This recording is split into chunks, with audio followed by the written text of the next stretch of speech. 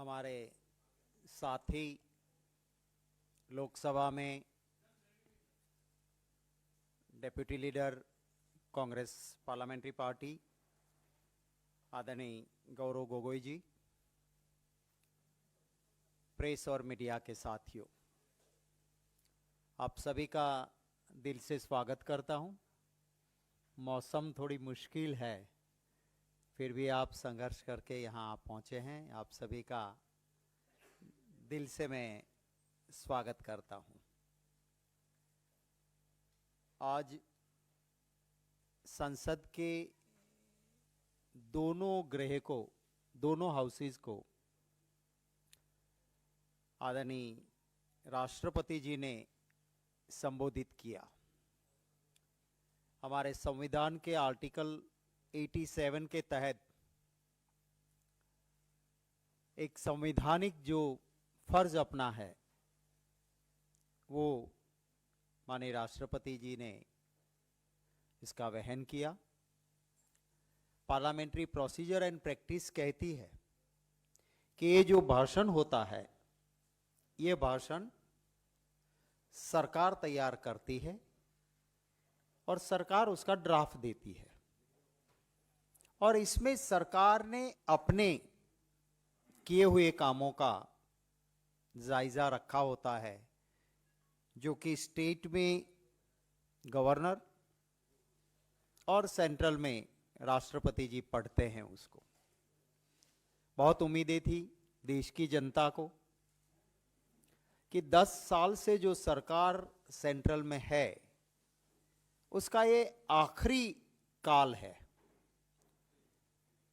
ये राष्ट्रपति जी का भाषण 10 साल के आखिरी पड़ाव पे हो रहा है। तब सरकार जो इस भाषण में मुद्दे रखवाएगी उसमें अपने किए कामों का, अपने दिए हुए उन गारंटीज का, जो मोदी जी ने गारंटीज 2014 में दी, जो मोदी गारंटीज 2019 में थी, उसमें से कितनी परिपूर्ण की है उसकी कुछ बातें इसमें आएगी, ऐसी सबको उम्मीद थी। पर ऐसा कुछ हुआ नहीं, क्योंकि गारंटी तो सारी फेल हो गई। कभी कभी होती है ना, कोई फर्जी कंपनियां माल बेचती है और गारंटी तो देती है, पर धीरे से लिखा होता है TNC applies, terms and condition applies, और टर्म्स एंड कंडीशन देखो तो उसमें कुछ मिलता ही नहीं है। ऐसा ही मोदी गारंटी का हुआ। आप सभी को याद होगा, चुनाव के वक्त कहा था काला धन वापस आएगा मित्रों, यूं ही सबके अकाउंट में 15-15 लाख आ जाएंगे। आज 10 साल खत्म होने के बाद काले धन का कोई हिसाब किताब राष्ट्रपति जी के अभिभाषण में नहीं था, जो कि 10 साल के बाद देना चाहिए था कि भाई 15 लाख नहीं तो 5 लाख 2 लाख क्या वापस दिया आपने। कभी ये भी कहा था कि सरकारी कर्मचारी और जो जेन्युइन टैक्स पेयर है, सैलरी वाले, वो काला धन वापस आएगा, उनमें से मैं इनको इनाम के तौर पे वो पैसे दूंगा। वीडियोस आपके पास होगी, अगर कुछ कैमरे की आंखें वो ढूंढ के निकालेगी तो पता चलेगा। दूसरा एक वायदा था, वो वादा था हर साल 2 करोड़ नौकरियां खोल दूंगा। आज के अभिभाषण में राष्ट्रपति जी के ये स्वीकार किया है सरकार ने कि 2 करोड़ भूल जाओ, ये 10 साल में 20 करोड़ भूल जाओ, कुछ लाख नौकरियां दी है, और वो जिक्र है कि कुछ लाख नौकरियां दी, पर कितनी चली गई उसका जिक्र नहीं है। और 10 साल में 20 करोड़ नौकरियां देनी थी, उसका क्या हुआ, उसका कोई बात उसमें नहीं रखी है। किसान को कहा था कि भाइयों बहनों, किसानों की आय दुगनी कर दूंगा। अब आज मैं गुजरात से आता हूं, 10 साल पहले जो बीटी कॉटन का 20 किलो का दाम था, आज उसी दाम में वो बिक रहा है या उससे भी कम में जा रहा है, और जो खर्चा किसान को था वो जरूर दुगना हो गया। डीजल का दाम डबल हो गया, खाद महंगा हुआ, बीज महंगा हुआ, तो आय तो दुगनी नहीं हुई, खर्चा दुगना हुआ। आज के अभिभाषण में उस बात का कोई जिक्र नहीं है। कहा था चुनाव से पहले, एक मेरे फौजी का सर जाएगा 10 सर काट के ले आऊंगा, आपको याद होगा। आज के अभिभाषण में कहीं जिक्र नहीं है कि चाइना ने बिहार रेजिमेंट के 20 जवानों को शहीद कर दिया, एक लफ्ज नहीं। पठानकोट, पुलवामा, एक लफ्ज नहीं। इतने लोग हमारे फौज के जवान जिसके पे हमें फक्र है, हमें नाज है, जान की बाजी लगा के देश की सुरक्षा करते हैं, उनकी शहीदी पे आज के अभिभाषण में कुछ नहीं कहा गया। चुनाव से पहले कहा था रुपया कमजोर, इसका मतलब दिल्ली की सरकार कमजोर। प्रधानमंत्री की उम्र के साथ रुपया कंपटीशन कर रहा है, ऐसी मजाक करते थे मनमोहन सिंह जी की। वो तो अच्छे प्रधानमंत्री थे कि अपनी उम्र से कभी आगे नहीं जाने दिया। आज के प्रधानमंत्री जी की 2 बर्थ डेट है और दोनों से आगे रुपया चला गया, इतना गिरा रुपया। पर आज के अभिभाषण में उसकी कोई बात नहीं की है। कहा था पेट्रोल, डीजल और गैस सस्ता कर देंगे। आज के हालत देश के सामने है। अभिभाषण में इन महंगाई पे राष्ट्रपति जी के अभिभाषण में एक लफ्ज नहीं है। चुनाव से पहले कहा था कि हमारी सरकार आएगी, डबल डिजिट में ग्रोथ होगा। आज राष्ट्रपति जी के अभिभाषण में स्वीकार किया है कि 7.5 से आगे नहीं गए हैं। तो ये अभिभाषण में ये भी कहा है, एयरलाइंस के बारे में जिक्र है, पर आज़ादी के बाद बनी बनाई एयर इंडिया को बेच डाला, उसका जिक्र नहीं है। रेलवे की बातें हुई है, पर रेलवे में एक्सीडेंट्स, इसके पर पूरा सिग्नल फेल्योर, पूरा साइलेंट है राष्ट्रपति जी का अभिभाषण। रेलवे में बुजुर्गों को कंसेशन मिलता था, प्रेस और मीडिया के साथी हो या और दूसरे क्लास को स्पेशल कंसेशन मिलता था। कोरोना के वक्त से बंद कर दिया सरकार ने। आज के अभिभाषण में भी उसका कोई जिक्र नहीं है। कृषि एक्सपोर्ट की बात की है, पर नीति कैसी है? किसान के घर में जब एग्रीकल्चर प्रोडक्ट आती है तो इस सरकार उल्टी रीत चलाती है। एक्सपोर्ट बंद, निकास बंदी, माने किसान बर्बाद। किसान घर में माल नहीं रख सकता है। जब मुनाफा खाने वाले लोगों के पास आता है तब ये सरकार नीति बदलती है, एक्सपोर्ट होता है, लोगों को महंगाई की मार और किसान का कोई फायदा नहीं। आज गुजरात के किसान रो रहे हैं क्योंकि ऑनियन, प्याज सबसे ज़्यादा वहाँ होती है। अभी सौराष्ट्र में प्याज किसानों के घर में आई। उम्मीद थी कि इस बार 2 पैसे कुछ कमा लेंगे। सरकार ने एक्सपोर्ट प्याज का बंद कर दिया है और किसान बर्बाद हो रहा है। तो ये जो नीति है, ये 4 आधार स्तंभ आज बताए उन्होंने। युवा, नारी, किसान और गरीब, 4 पिलर बताए हैं आज के अभिभाषण में। अब ये चारों को सबसे ज्यादा परेशानी है। बेरोजगारी सबसे ज्यादा, युवा परेशान, मणिपुर में महिलाओं पे अत्याचार, आदिवासी बेटी पे अत्याचार, दुनिया भर में थू थू होती है।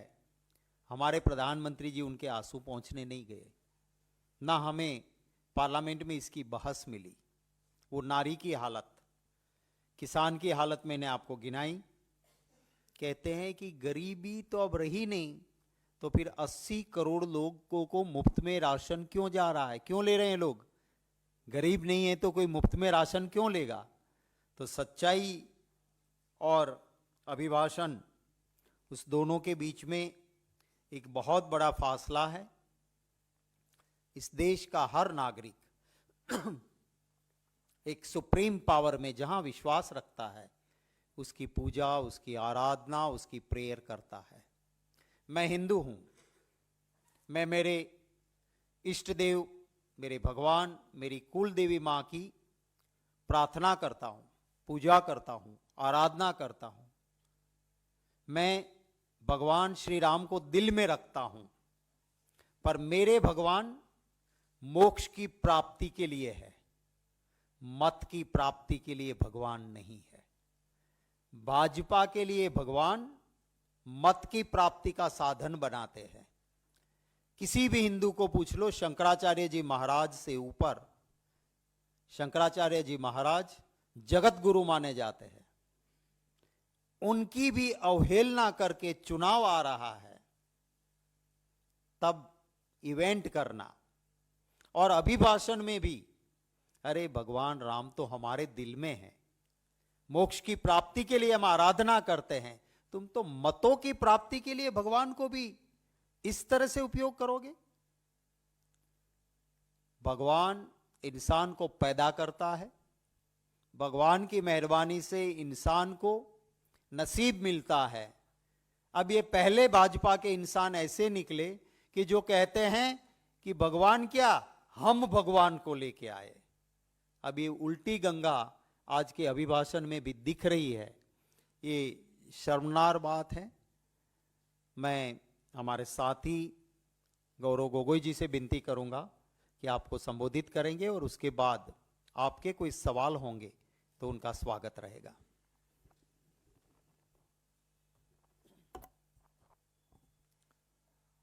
धन्यवाद शक्ति सिंह गोहिल जी। आदरणीय साथियों, आज आदरणीय राष्ट्रपति जी के भाषण में देश में जो लोकतंत्र, संविधान और संसद पर भाजपा और आरएसएस के द्वारा जो हमला किया जा रहा है,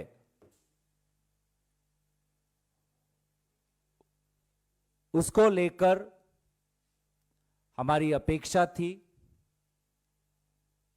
कि आदरणीय राष्ट्रपति जी अपनी भाषण में चिंता व्यक्त करेगी। आदरणीय राष्ट्रपति जी ने कहा कि नए सदन में आज का भाषण उनका पहला भाषण था, लेकिन उनके भाषण में इसका भी विवरण होना चाहिए था कि इस नए सदन में अब तक लोकतंत्र को कैसे रौंगा जा रहा है। पिछले ही सत्र में 146 एमपीज को सिर्फ अपने हक के लिए जो आंदोलन कर रहे थे, उसके कारण उनको निलंबित किया गया। इसी नए सदन में एक महिला सांसद ने पोर्टल के पासवर्ड को लेकर राष्ट्रीय सुरक्षा का मामला बनाकर उन्हें सदन से बाहर निकाला गया। लेकिन जिस बीजेपी सांसद के पासेस को लेकर कुछ युवाओं ने सदन में घुसकर जो दहशत फैलाई, उस भाजपा सांसद पर अब तक कोई कार्रवाई नहीं हुई। राष्ट्रीय सुरक्षा पर दोहरी मापदंड जो वर्तमान की सरकार दिखा रही है, इस नए सदन को लेकर, इस नए सदन के अंदर उसको लेकर कोई चिंता व्यक्त नहीं की। इस बात की चिंता नहीं थी कि आज सदन में विपक्षी सांसदों को निलंबित किया जाता है और एक के बाद एक विशेष कानून बुलडोजर की तरह पारित किए जाते हैं। वो चाहे कानून से जुड़े हुए बिल हो, चाहे जंगल और जमीन से जुड़े हुए बिल हो, चाहे आपके निजी जीवन में आप किस प्रकार से अपने मोबाइलों का इस्तेमाल करते हैं उसके संपर्क में हो। तो ये सदन अब देश का सदन नहीं, ये सदन अब लोकतंत्र का मंदिर नहीं, ये तो मोदी जी के नाम पर एक स्मारक बनाने का जो काम भाजपा कर रही है, इसको लेकर राष्ट्रपति जी को अपने भाषण में अपनी संवेदनाएं व्यक्त करनी चाहिए थी। बार बार हमारे आदरणीय सभापति मल्लिकार्जुन खड़गे जी कह रहे हैं कि अगर यही गति रही तो भारत की लोकतंत्र की जो मर्यादा है वो 2024 के बाद खत्म हो जाएगी। उसका सर्वनाश भाजपा और आरएसएस करने पर तुले हुए हैं।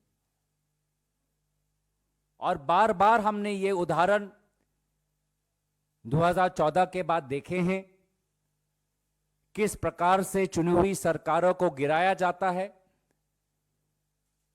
किस प्रकार से ईडी का दुरुपयोग कर कर विपक्षी दलों पर दबाव बनाया जाता है,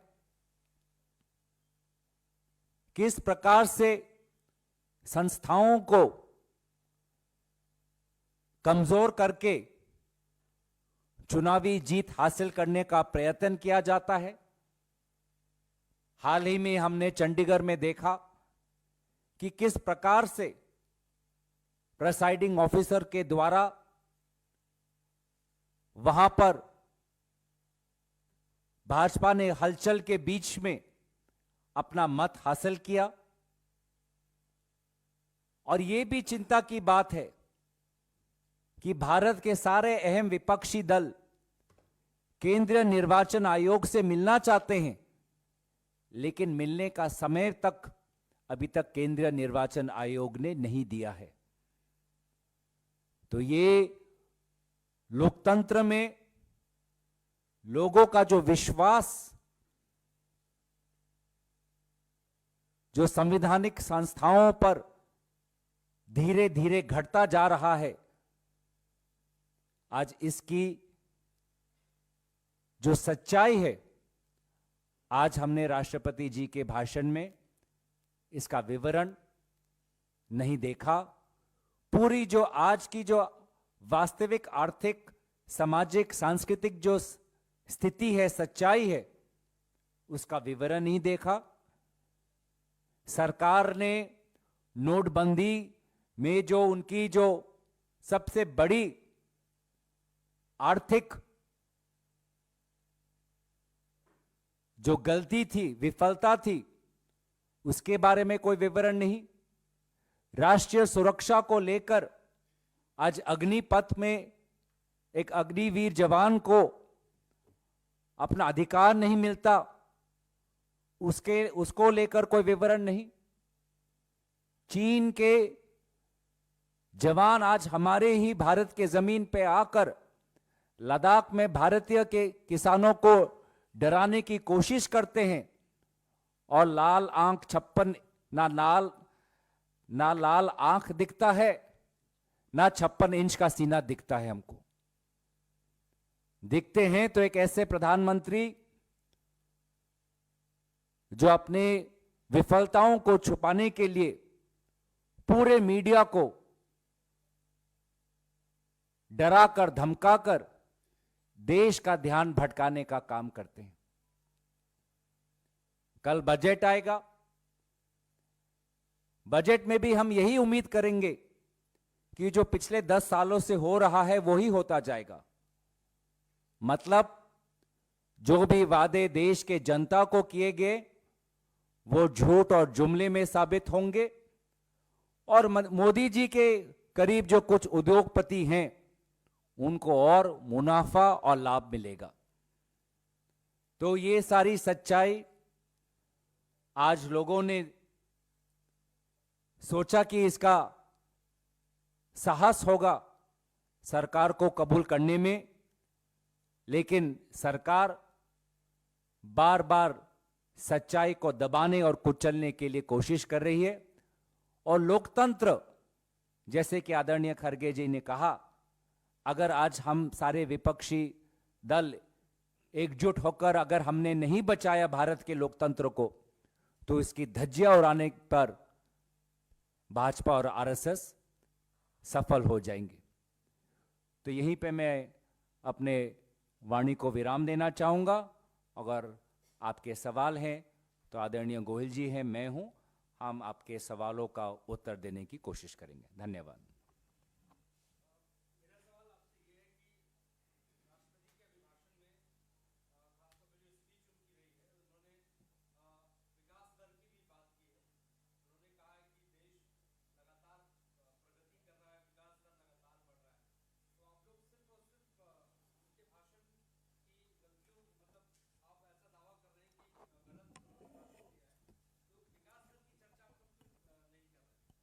देखिए, मैंने आपको एक आंकड़ा दिया, ये अभिभाषण है और उसके अंदर उन्होंने आर्थिक विकास दर 7.5 कहा है। अब इनकी गारंटी थी डबल डिजिट, और मनमोहन सिंह जी के कार्यकाल में आप विकास दर देखिए। दूसरा, इसमें सबसे ज्यादा आंकड़ों की मायाजाल का फर्जीवाड़ा। अगर कहीं सही आंकड़े देखने आपको तो SCR, सोशियो इकोनॉमिक रिव्यू आता है सरकार का। मैं इस अभिभाषण के बाद SCR के आंकड़े मैच कर रहा था, तो कहीं ना ताल है ना मेल है। जैसे चुनाव के वक्त जुमले दिए थे, उसी तरह सरकार के तैयार किए हुए आंकड़ों की मायाजाल भी विकास के नाम पे गुमराह करती है। अगर आप कहते हो कि आप बड़ी अर्थव्यवस्था हो गए हो, अगर आप कहते हो कि आपका विकास तो बहुत आगे बढ़ रहा है, तो जो आपने डबल डिजिट प्रॉमिस किया था उसकी जगह 7.5 इसी अभिभाषण के किताब में, और जब बोले तब भी 1 घंटे और 16 मिनट के भाषण में भी यही बात निकल के आती है। जो योजनाएं पहले से चल रही है उसका कोई ठीक से कंपैरिजन नहीं किया गया। आज गांवों की हालत और खराब हुई। आज आंकड़े वो देने चाहिए कि पेट्रोल या डीजल, जब किसान डीजल यूज करता है ट्रैक्टर में, तो क्या था 2014 में, उसके सामने किसान का जो एग्रीकल्चर प्रोडक्ट की आमदनी क्या थी, कोई कंपैरिजन नहीं, सिर्फ हवाबाजी है। और आंकड़ों में इस तरह से गुमराह करने की कोशिश हुई कि जैसे कि देश में सब कुछ चंगा सी।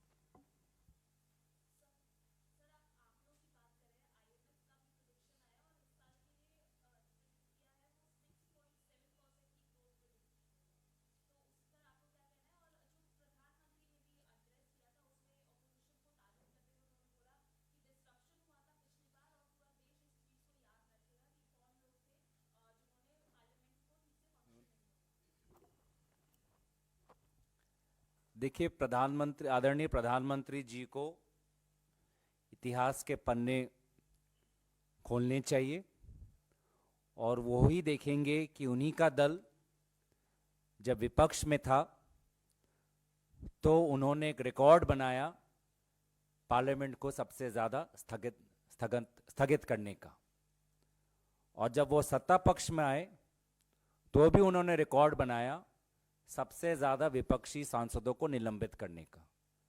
तो उन्हीं की पार्टी जब विपक्ष में रहती है या सत्ता पक्ष में हो, पार्लियामेंट की मर्यादा को ख़त्म करने में उनकी पार्टी का सबसे बड़ा पहल रहा है। आदरणीय प्रधानमंत्री को देश के पूर्व प्रधानमंत्रियों के व्यवहार का भी अनुकरण करना चाहिए। शायद सबसे पहले प्रधानमंत्री होंगे जिन्होंने आज तक प्रेस के दोस्तों से कोई सवाल ना लिया हो। शायद पार्लियामेंट के अंदर ये पहले प्रधानमंत्री होंगे जिन्होंने अपने ही विभाग का कोई भी सवाल सदन के पटल पर खुद नहीं रखा होगा, न उन्होंने खुद व्यक्त किया होगा।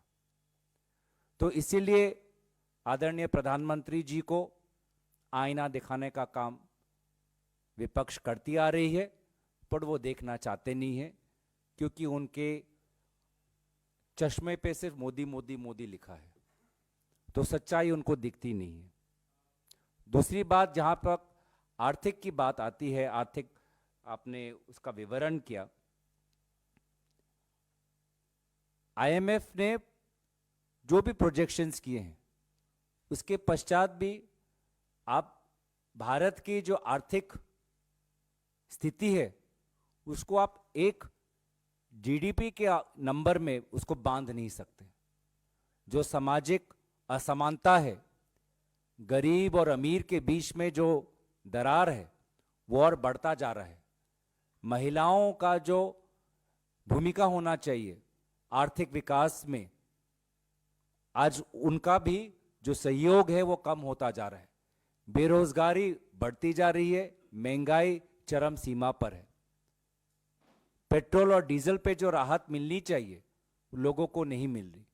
तो मुझे लगता है कि एक आंकड़े के पीछे आप देश की आर्थिक संकट को नहीं छुपा सकते। देश की आर्थिक संकट, चाहे वो किसानों की मांग हो एमएसपी को लेकर, इससे बहुत बड़ी है। और एक पहले प्रश्न से ये जुड़ा हुआ है कि मणिपुर का जिक्र नहीं। आज भी लोग की हत्या हो रही है मणिपुर में, उसको लेकर कोई जिक्र नहीं। जम्मू कश्मीर में आज भी हमारे जवानों पर आक्रमण हो रहा है और ऐसा दर्शाया है कि सिर्फ पत्थरबाजी नहीं हो रही। क्या जम्मू कश्मीर में शांति का आकलन हम पत्थरबाजी से करेंगे? आज भी वहां पे जवानों को, बड़े बड़े अफसरों को उनकी हत्या हो रही है। छत्तीसगढ़ में आज भी नक्सली एरिया में लोगों और जवानों पर हमला हो रहा है। तो सरकार के द्वारा ऐसे कुछ बातें आए राष्ट्रपति जी के भाषण में जो पूरे, जैसे कि हमने कहा, देश की जो वास्तविकता है उसके विपरीत है।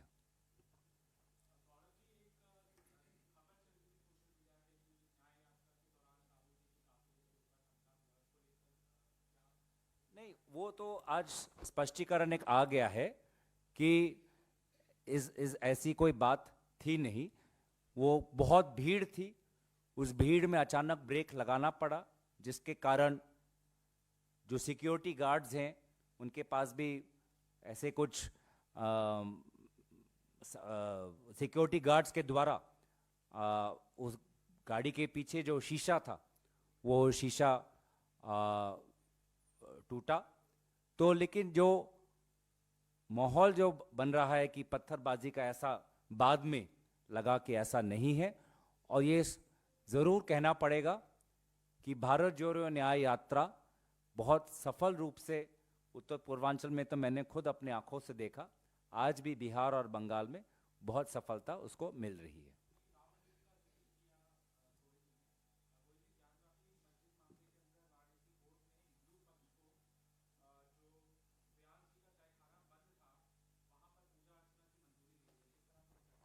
देखिए, कोर्ट की कोई मैटर जिसका ना मुझे पूरा ज्ञान है ना संज्ञान है, इसके ऊपर कमेंट करना ठीक नहीं रहेगा।